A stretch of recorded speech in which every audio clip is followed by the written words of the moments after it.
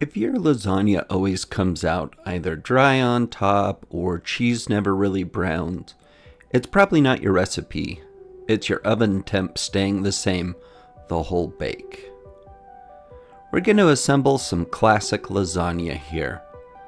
You can start out with making some sauce. Homemade sauce is always better. You can check that recipe out here. I made that just for this pan of lasagna.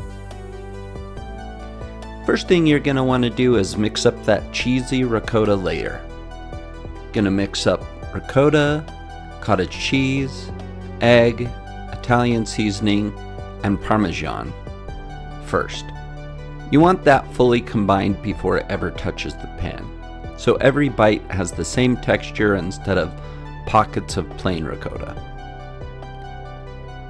There's nothing real special about this. You don't have to do it far in advance. You just want to make sure it's fully combined, and you'll see when I make that nice cheesy layer how that helps out.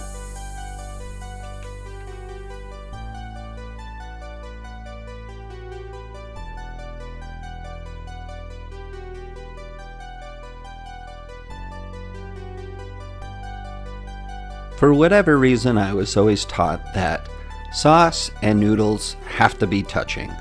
So when we're doing this layering, we always want to make sure there's a layer of sauce either on top of the noodles or underneath them. You can see some rather large chunks of sausage or hamburger in the meat. This was a meat sauce that I made. You always want to put sauce on the bottom first always. This keeps your noodles from sticking and burning to the pan. Then the noodles, sauce, a little cheese, and over. You don't have to be crazy about how well you cover this or each layer with noodles. I do like to make it pretty complete coverage, but I want to make sure that I have a healthy dose of sauce touching the noodles each time. And you are welcome to make as many layers as you want in this lasagna. You're only really bound by the depth of your dish. I'm using a 9x13 casserole dish here, and if I do a whole pack of noodles and I do my whole sauce recipe and I shred a whole pound of mozzarella cheese, then I'll have enough to do one whole 9x13 casserole plus another half, like an 8x8. I usually do the 8x8, wrap it up good, and put it in the freezer. The pepperoni is always it's like got that spice to it. It's a good layer because it holds things together. You can also use slices of ham or roast beef, or salami tends to be really good. I tried prosciutto one time. That didn't turn out so well. It was maybe a little too moist or something like that. Not quite dried out enough. Quick fact, while we built this, fresh pasta was actually rare in most of Italy until relatively recently. Dried pasta, like the noodles you're boiling right now, was the everyday version for generations because it kept for months without spoiling. The authentic fresh pasta lasagna is actually the newer, fancier version. And while we're on that, the noodles. I just use the American Beauty dry noodles, boil them for roughly 10 to 11 minutes. You want those noodles to be al dente. If you cook them too long, they'll mush up, they'll break apart.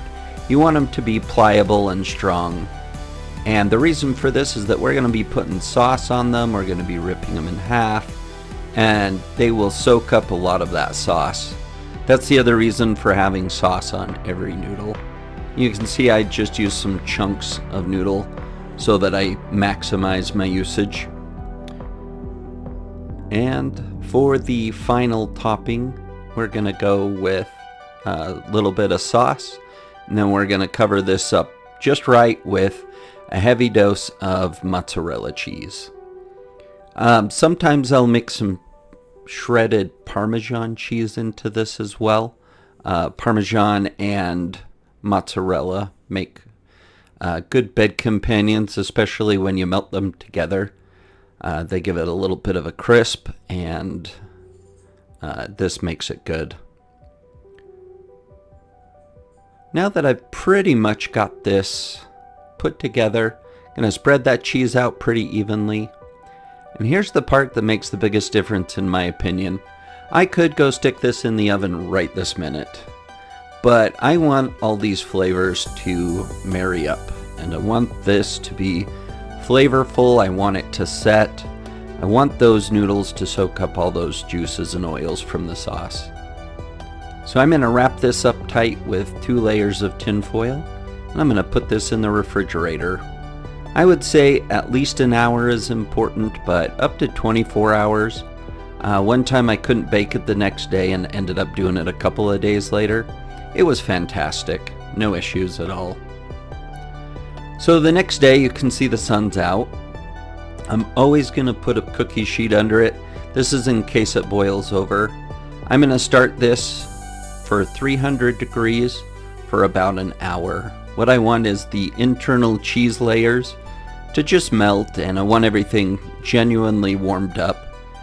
If you remember right, basically everything's already cooked. There's not really raw ingredients. So now I can get that tin foil off of there, and it's time to make that cheese melty and crusty.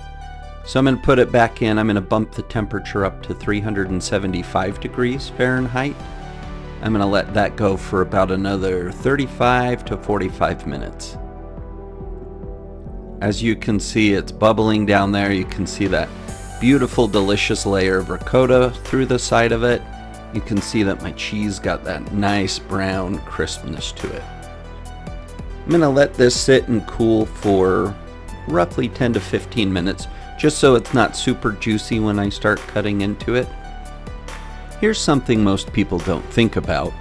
That bubbling you see around the edges near the end isn't just the sauce. It's moisture escaping the cheese layers as the proteins tighten up, which is part of why the top gets that slightly crisp, chewy edge instead of staying soft everywhere.